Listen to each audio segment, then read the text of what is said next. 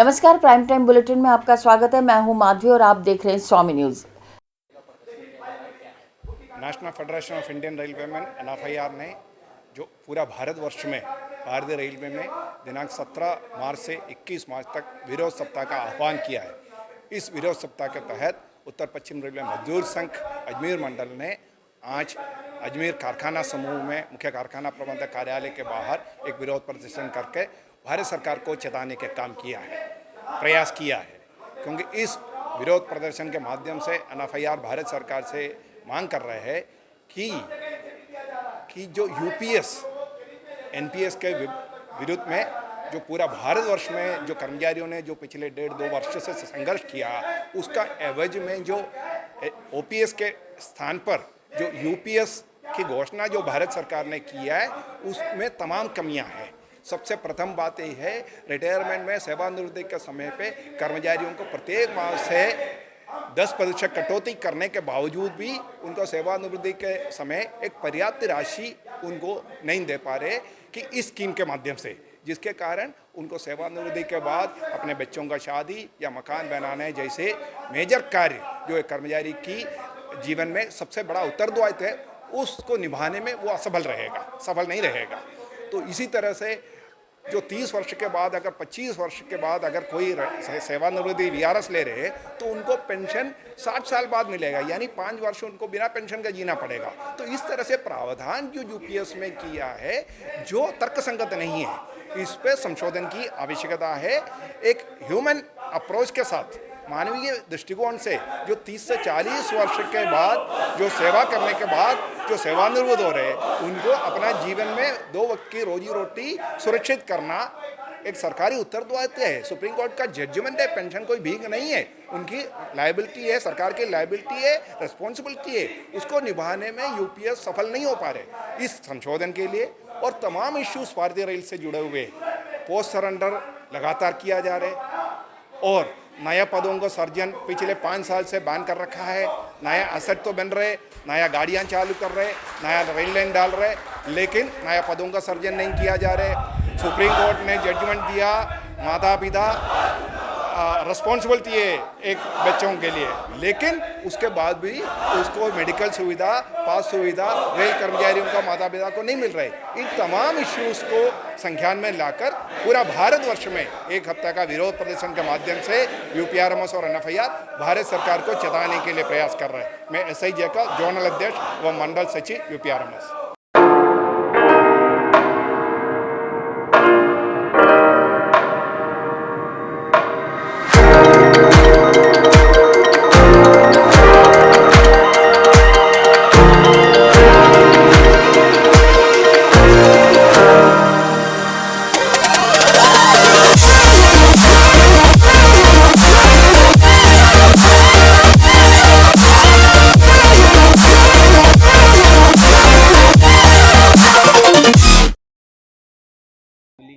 मलोसर road के पास ढोली बस्ती के ऊपर पहाड़ी के ऊपर कोई अज्ञात महिला की, बुजुर्ग महिला की लाश मिली है, कंकाल के रूप में है।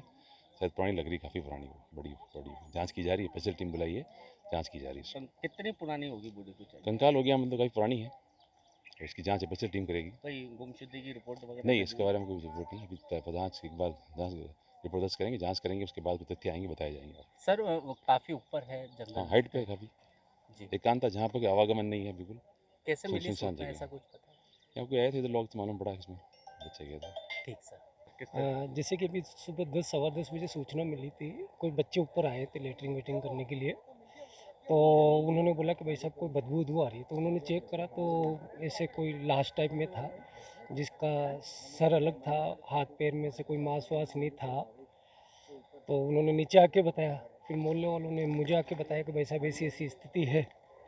फिर हमने देखा, फिर साहब उसीगढ़ चौकी राम बाबू जी को फ़ोन किया, उन्होंने फिर देखा कि यहाँ ऊपर पहाड़ी पे फिर काफ़ी लोगों ने देखा है, तो इसमें कोई महिला का शव लग रहा है। क्या हालत है ये महिला?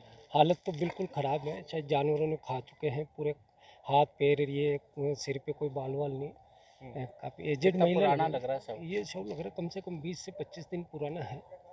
अप्रोक्स 1 महीना भी मान सकते हैं, क्योंकि शरीर पे कुछ भी नहीं है, मांस वास ऐसा कुछ भी नहीं है, थोड़ा बहुत कंकाल है।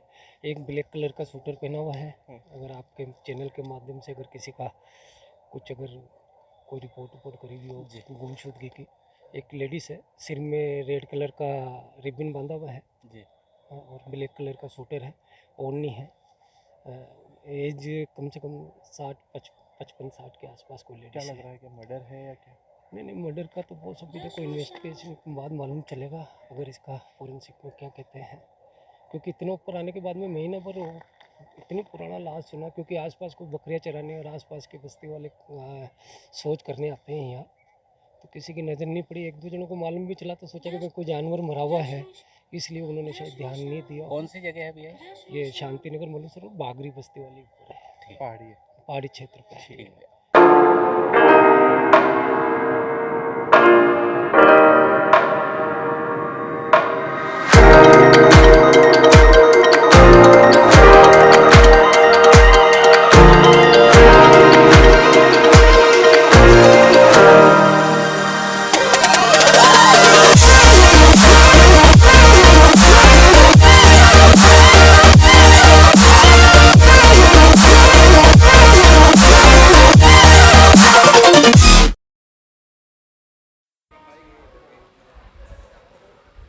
आज लगभग 12:30 पौने 1 के बीच में मेरी भांजी खुशी जैन, जो कि यहाँ पीएनबी बैंक में अपना कैश जमा कराने ही कुछ फ़ोन किया उसके सेविंग अकाउंट के अंदर, तो उस बीच में यहाँ पे कुछ लोग मिले उसको। उसमें से एक थोड़ा हेल्दी सा रेड कलर की टी शर्ट पहना हुआ आदमी था।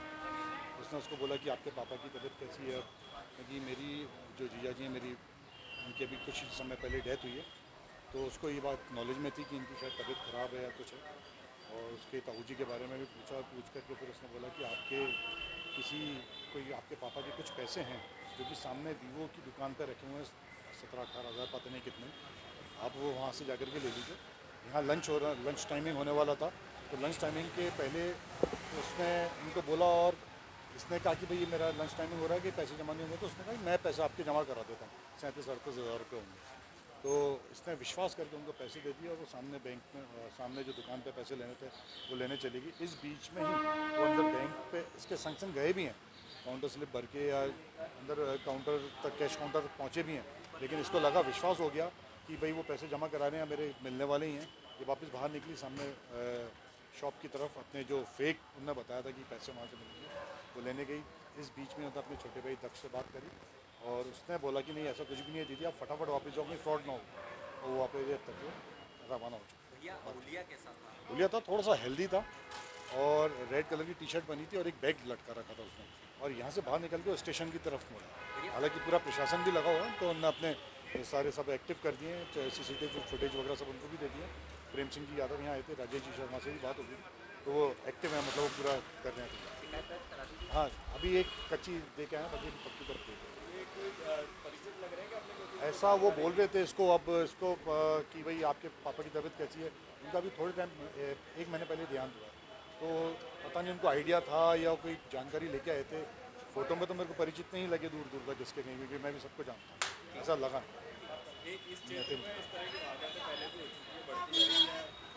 थोड़ा सा सजग रहने की ज़रूरत है कि वैसे तो खुद लिटरेट है वो, लेकिन अभी कुछ अपने फादर को लेकर इमोशनल है कि अभी कुछ ही टाइम पहले गए हैं, तो कोई उससे फादर की बात करता है तो इमोशनल हो जाती है वो, तो इस कारण से ही ये हुआ है, वरना अगर ऐसा नहीं होता तो वो शायद ये आज की वारदात नहीं हो।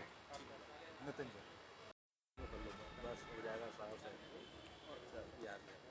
जी, आज कितने बजे की वारदात? जी हाँ, कहाँ पर आप पैसे जमा कराने आए थे और क्या हुआ था? मैं पीएनबी में जमा करवाने के लिए आई थी, अपना अपने अमाउंट सेविंग अकाउंट में जमा करवाने के लिए आई थी। तो वहाँ पे जब मैं जस्ट जा ही रही थी अंदर, तो एक भैया आके मुझसे बोलते कि अरे रिसेंटली पापा को क्या हुआ था, तो कहते कि पापा का क्या है, तो फिर कहते कि मेरी बात करा दो पापा से। तो मैंने कहा कि नहीं अंकल, ऐसे से पापा की डेथ हो गई थी कैंसर में। तो कहते अच्छा कि कैंसर काफ़ी फैल गया था। कहते हाँ आपके ताऊजी बैठते हैं ना। तो मैंने कहा कि वो कहते कि ताऊजी पार्लर की शॉप पे बैठते हैं। मैंने कहा हाँ ताऊजी पार्लर की शॉप पे बैठते हैं, अभी तो आते नहीं है क्या? तो मैंने कहा नहीं। तो कहते कि ना तुम्हारे ना ऐसे कोई फिरोज़ फारूक करके था कि उसका ना पैसा आना था पापा का, तो ना वो एक काम करो, वो शॉप पे आया है ऐसे वीवो की, तो उधर जाके लिया। अपोजिट में वो शॉप थी बैंक की, तो उन्होंने कहा कि एक काम करना कैसे से पैसे जाके लिया हो। तो फिर मैंने कहा कि मैं पहले डिपॉजिट करा देती हूँ फिर उसके बाद जाती हूँ। तो कह रहे यार डिपॉजिट मैं करा दूँगा। मैंने कहा नहीं मैं पहले चेक डाल के आती हूँ। फिर जब तक उन्होंने मेरे हाथ से स्लिप ली डिपॉजिट स्लिप, इवन वो कैश काउंटर तक खड़े भी हुए जमा कराने के लिए, मैंने उनको वहाँ तक देखा। उसके बाद मैं बाहर आ गई हूँ लेने के लिए। तो उस बीच में मैंने अपने भाई को कॉल किया कि भाई ऐसा कोई सीन है कि कोई आने वाला था कि पैसे देने के लिए। तो उन्होंने कहा कि नहीं ऐसा कोई भी नहीं आने वाला। खुशी दीदी आप फटाफट से वापस जाओ, वो ना झूठ बोल रहा है, कोई पैसे पापा के कोई पैसे नहीं आने थे। लगभग कितना अमाउंट आप जमा कराने आए थे? 37,000 जमा कराने। जी, और क्या उलिया कैसा था उसका? वो रेड कलर की टी शर्ट पहने हुए थे, डेनिम उनकी जीन्स थी, तम्बाकू वो खाते थे और उन्हें चश्मा पहन रखा था और साइड में उनके बैग भी था पर्पल स्टोन का, ऑलिव कलर का। किस तरह से भागे फिर बाद में? वो भागे नहीं थे, वो मेरे पीछे पीछे निकल कर आ गए, पर मैंने पीछे मुड़ के ही नहीं देखा, वो मेरे पीछे ही आ रहा है। क्योंकि मैं कॉल पे बात कर रही थी अपने भाई से जाते जाते बाहर, तो उस बीच में वो मेरे पीछे पीछे निकल के बाहर निकल गए। जब आपने सीसीटीवी चेक करे तो कितने लोग थे उसके साथ? वो एक ही जने थे बस। आपका नाम? खुशी। एक मिनट।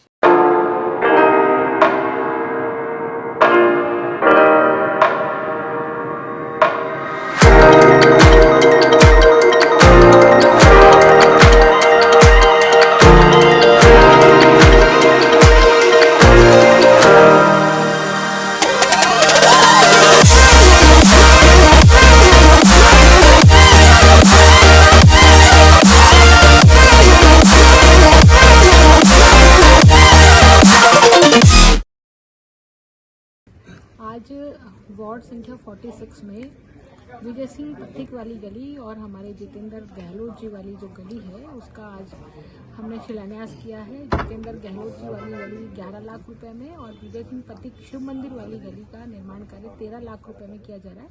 इसके अतिरिक्त विजय सिंह पथिक नगर की गलियों के निर्माण के लिए हमने स्वीकृति भेजी है, जिसमें 51 लाख रुपए की स्वीकृति शीघ्र ही मिलने वाली है। तो ये वार्ड में जितना भी काम शेष बचा है वो काम पूरा होगा और निश्चित रूप से जो आदर्श कॉलोनी विजय सिंह पथिक नगर पूजा मार्ग कहलाता है वो आदर्श कॉलोनी विजय सिंह पथिक नगर और पूजा मार्ग को हम बना के रहेंगे।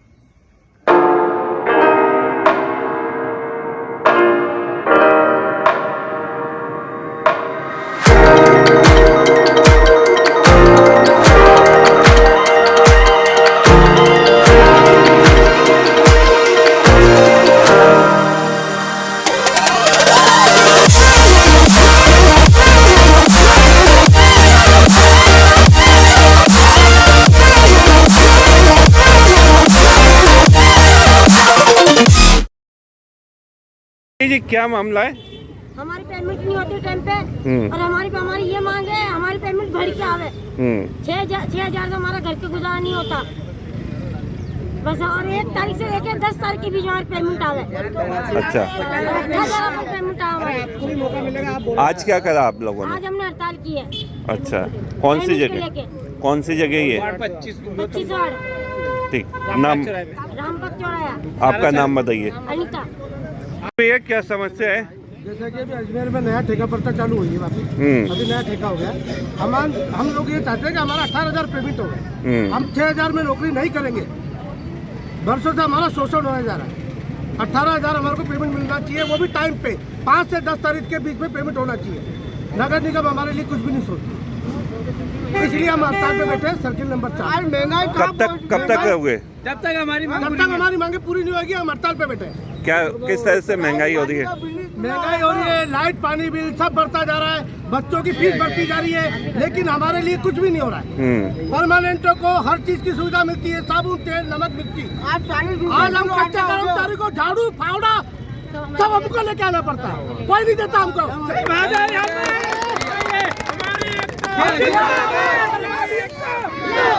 6,000 में करे तो क्या करे? 6,200 में हम क्या करें? झाड़ू भी लाओ, फावड़ा भी लावे, सब काम हम करें, तो नगर निगम क्या करेगी? ठेकेदार क्या करेगा? बिगर जूतों के हमारे को नाले पर उतार दिया गया है, वो भी 200 रुपए में। बहुत बढ़िया। हम तो ये चाहते हैं हमारे को हर चीज का मुआवजा दिया जाए, सीधी सी बात। ठीक है, जब हम हड़ताल खत्म करेंगे। ठीक, कौन सी जगह करे आज हड़ताल? ये रामबाग चौराहे पे सर्किल नंबर 4। आपका नाम बताइए। शाम चौहान। वार्ड नंबर कौन सा है? वार्ड 22। एक मिनट, क्या मामला है? हमारी पेमेंट बढ़ाओ, 18,000 पेमेंट करो हमारा। इतने साल से काम कर रहे हैं, कुछ नहीं। 6,000 तो होता है हमारा, कुछ नहीं होता। 6,000 से हमारा हमारी पूरी पेमेंट आएगी 18,000 पूरी, वो भी टाइम पर होना चाहिए हमारे पास। हमारा पूरा महीना निकल जाता, कुछ नहीं होता नहीं हमारा। क्या होता हमारे बच्चों को खिलावे, हमारा पढ़ाई लिखाई करे, क्या करें हम? आज क्या करा आपने? पेमेंट के चक्कर हमारी पेमेंट तनख्वाह नहीं आती, हमारी पेमेंट तनख्वाह नहीं होती, हमारी पूरी नहीं आएगी। नाम बताइए आपका। हमारा नाम आया जाजोटर। क्या समस्या है?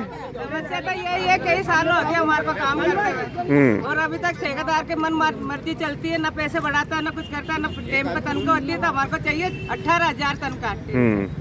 हाँ, टेमा से पार पोषण नहीं होता बच्चों का। 6,000 में क्या करेंगे, क्या खाएंगे? क्या 6,000 में पार पोषण नहीं होता मेरा, न बच्चे पढ़ते हैं। तो आज क्या करा आप लोगों ने? आज हड़ताल पे बैठ के 18,000 तनख्वाह चाहिए हमारे को। कौन से वार्ड के लोग हैं? 24 वार्ड के। 24, ठीक है। नाम बताइए आपका। आपका नाम बताइए आपका। मेरा धारीवाल।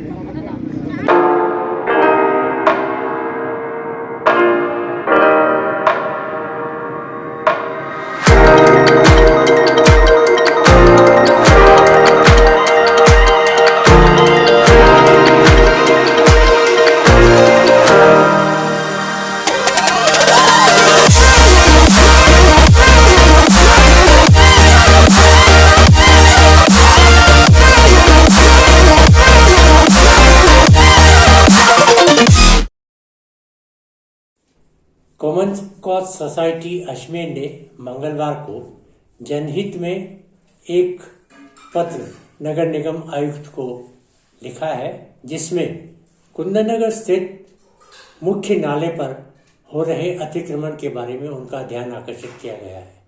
ये मुख्य नाला पूरे कुंदननगर की निकासी का एकमात्र नाला है और बारिश के दिनों में इसमें भारी पानी की आवक रहती है, परंतु वर्तमान परिस्थिति में अगर देखा जाए तो इस नाले को कुछ अज्ञात लोगों ने पाट कर इसको एक नाली का स्वरूप दे दिया है, जो आने वाले समय में कोई भी दुर्घटना का रूप ले सकती है।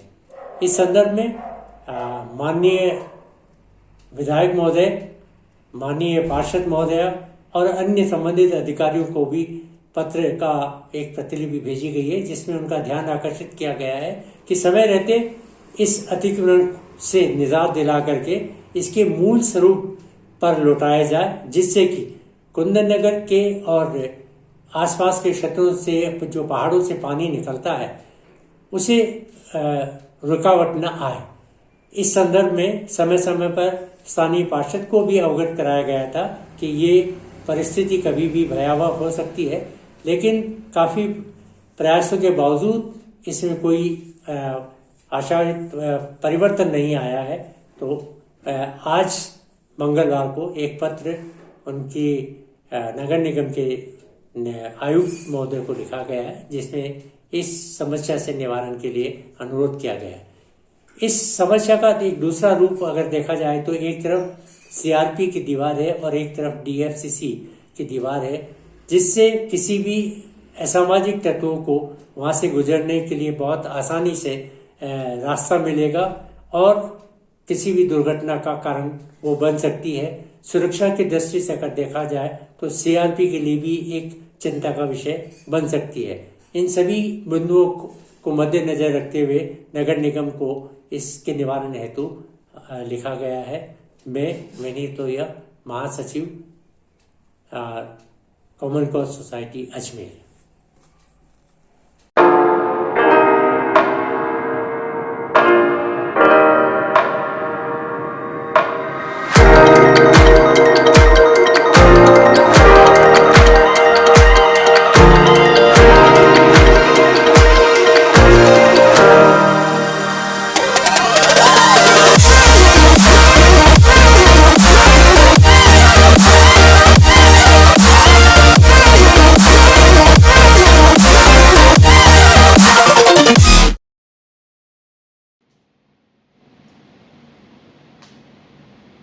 Tata power environment related issues में बहुत सेंसिटिव है।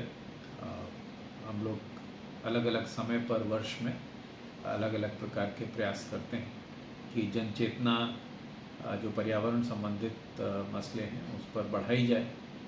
हम सामान्य जो हमारे उपभोक्ता हैं उनको यहाँ तक कि स्कूली बच्चों को भी अपनी मुहिम में शामिल करते हैं। और अर्थ आवर जो 22 मार्च को हम लोग 8:30 बजे साय से लेकर के 9:30 बजे तक 1 घंटे के लिए हम ऑब्ज़र्व करेंगे। उसमें एक बड़ा कार्यक्रम होता है हमारा साल का, और हम लोग इसमें एक जन चेतना पैदा करने की कोशिश करते हैं कि इस 1 घंटे में हम लोग जो अनावश्यक बिजली का उपभोग है उसे हम रोक सकें, और उससे जो हमारे ऐसे संसाधन हैं जिनका कि हम प्रयोग करते हैं बिजली को प्रोड्यूस करने में, उनका उपयोग उस समय के लिए एटलीस्ट, या उस समय में जो बिजली इस्तेमाल होती है उसको पैदा करने के लिए कम से कम ना हो, और पर्यावरण के लिए एक चेतना पैदा हो सामान्य मानवीय में, हमारे उपभोक्ताओं में, और आगे चल के हम लोग इसमें और अधिक योगदान दे सकें और पर्यावरण को सुरक्षित करने में अपना योगदान दें। ये जो मुहिम है अर्थ आवर की, ये 2007 में सिडनी ऑस्ट्रेलिया में शुरू की गई थी, और तब से वर्ष दर वर्ष विश्व में इसको काफ़ी व्यापक स्तर पर अब तो मनाया जाने लगा है एक तरह से, क्योंकि जितनी भी जो बड़ी बड़ी इमारतें हैं जैसे Eiffel tower, statue of liberty, Big Ben London में, India Gate, gateway of India, इन सभी जगहों पे एक भारी जमावड़ा होता है लोगों का जो पर्यावरण के प्रति बहुत संजीदा हैं, और वो लोग मिल करके और बाकी तमाम जनसंख्या का आह्वान करते हैं कि वो लोग भी इसमें शामिल हों, और हम सब मिल करके पर्यावरण को और स्वच्छ और सुरक्षित बनाएं। तो हम लोग यहाँ पर अजमेर में इस वर्ष अर्थ आवर के दौरान 8:30 से लेकर 9:30 बजे तक शाम को हम सभी अपने उपभोक्ताओं से, सभी अजमेर वासियों से ये निवेदन करेंगे और कर रहे हैं। हमने प्रेस का सहारा लिया है अपने संदेश को उन तक पहुंचाने के लिए कि वो सब लोग जो अनावश्यक बिजली उपकरण हैं उनके घरों पर, दफ्तरों में, उनको उस 1 घंटे के लिए कम से कम बंद रखें, और उससे होने वाला जो पर्यावरण संरक्षण है वो हमें आने वाले समय में पर्यावरण संरक्षण में और महत्वपूर्ण योगदान देने के लिए प्रेरित करेगा। धन्यवाद। इस तरह की मुहिम और भी चलाई जाएगी? गर्मी अभी आ रही हैं और बिजली का उपभोग ज़्यादा होगा, तो उसके लिए भी और क्या प्लान हो चुके हैं इसके? हम लोग क्योंकि हमारा एक टाटा कोड ऑफ कंडक्ट होता है जिसमें कि हम लोग को मार्गदर्शन दिया गया है कि हमें जो अलग अलग प्रकार के स्टेक होल्डर्स हैं, जैसे कि हमारे एम्प्लॉयज़, हमारे कंज्यूमर्स, हमारे जो वो समाज जिसमें कि हम अपना व्यापार करते हैं, सरकार, रेगुलेटर्स, हमारे जो वित्तीय संस्थान जो हमारे साथ सहभागी हैं, ये सब हमारे स्टेक होल्डर्स हैं। तो उसमें एक बड़ा स्टेक होल्डर हमने अपनी कम्युनिटीज़ और एनवायरनमेंट को उसमें माना है, और हम लोग बहुत सारी ऐसी मुहिम समय समय पर इनिशिएट करते हैं। जैसे अभी आप सभी के अजमेर वासियों की जानकारी में होगा, हमने अभी हाल ही में ई स्कूटर्स लॉन्च किए हैं। ई स्कूटर्स के माध्यम से हम लोग जो फॉसिल फ्यूल है पेट्रोल, उसके उपयोग को हमने अपनी जो फील्ड ऑपरेशंस में जो टीम काम करती हैं उनके उस कामकाज में जो पेट्रोल का इस्तेमाल होता था वो हमने ख़त्म किया है। और इसी प्रकार से अभी आप लोग की जानकारी में होगा कि हम से नो टू प्लास्टिक की एक मुहिम हमने चला रखी है, जिसमें कि जूट बैग्स को हम लोग प्रमोट कर रहे हैं। अनोखा धागा नाम की एक संस्था हमारे साथ जुड़ी हुई है जो इन जूट बैग्स को, वो गृहिणियाँ हैं जो इन जूट बैग्स को बनाती हैं, और हम इन जूट बैग्स को प्रमोट करते हैं। और हमारे दफ्तरों में आप कहीं भी प्लास्टिक बॉटल्स का उपयोग नहीं पाएंगे। हमने सभी प्लास्टिक बॉटल्स को ग्लास बॉटल्स के साथ रिप्लेस कर दिया है, और ऐसे अनेक जो पर्यावरण संबंधित इनिशिएटिव्स हैं वो हम लोग समय समय पर लेते रहते हैं। हम लोग एक बड़ा कार्यक्रम वर्ल्ड एनवायरनमेंट डे को भी करते हैं और आप सभी लोग उसमें, अजमेर वासी, हमारे अपने एम्प्लॉयज़, उसमें एक वॉकथन होता है, उसमें शामिल होते हैं और समाज में पर्यावरण के प्रति जागरूकता को बढ़ाने में हमें सहयोग करते हैं।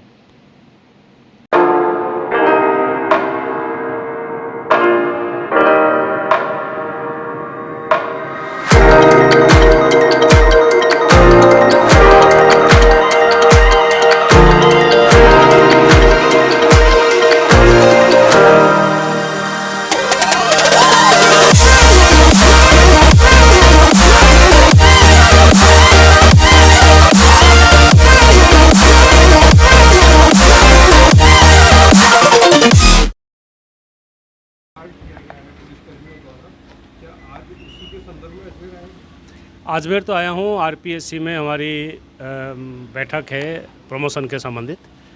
अजमेर आया था तो मैं सोचा हमारे लोगों से भी बात कर लूँ, इसीलिए उनको इकट्ठा किया था, बात कर रहा था। बातचीत में कुछ क्या सामने आया? नहीं, बातचीत में सामने वाली बात नहीं है। एक होली का त्यौहार साल में एक बार आता है। उस त्यौहार के दिन हमारे कर्मियों ने जो किया आप सभी को पता है। तो घर में बैठ के समस्याओं के बारे में चर्चा करना एक जिम्मेदारी मेरी बनती थी। जब मैं यहाँ आया तो मैं सोचा चलो इन सभी को भी इकट्ठा करें, सभी ज़िलों से स्टाफ काउंसिल को, और इनसे एक बार बात करके पूछे कि उन्होंने उस दिन ये काम क्यों हुआ और अगर कोई मांग थी वो वाजिब तरीका क्यों नहीं अपनाया और उसको एक तरह से तुरंत सडनली किसी प्रोटेस्ट के रूप में क्यों ले गए। तो वो चर्चा में जो चीज़ें सामने आई है उसके अनुसार आगे जो मुझे करना है जयपुर जाके उस पर कार्रवाई करेंगे। डिमांड तो चलती रहती है। ये देखिए, सर्विस में हर सर्विस के ग्रुप के अलग अलग प्रकार के डिमांड जो है वो रेगुलरली चलती है। अब सरकारी व्यवस्था ऐसी है कि हर व्यक्ति का हर डिमांड हर वक्त पूरा हो जाए वो संभव नहीं है, पॉसिबल नहीं है।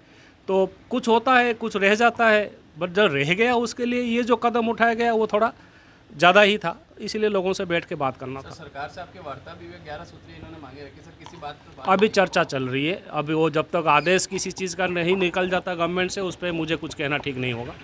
एक बार सर, अभी क्या स्थिति है? जो ये बहिष्कार है, विरोध है, इनका अभी भी जारी है पुलिस कर्मियों? आज तो कोई विरोध और बहिष्कार नहीं है।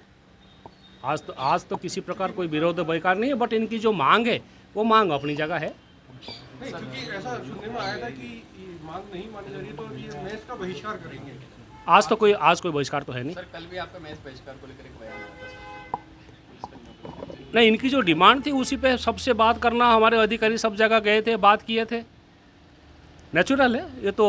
मतलब मेरे पुलिस के डिपार्टमेंट के कांस्टेबल से लेके अधिकारियों के बीच में अगर किसी प्रकार की कोई समस्या है और कोई अपने आप को दुखी और पीड़ित मानता है तो बात करना, उसकी समस्या का समाधान ना करना मेरी जिम्मेदारी है, वो तो करना। आज कोई किसी प्रकार की कोई समस्या नहीं है। Thank you. आरपीएससी आए हैं, आरपीएससी में बैठक है प्रमोशन की। Thank you. होता है। मुझे दीजिए इजाज़त, देखते रहें स्वामी न्यूज़।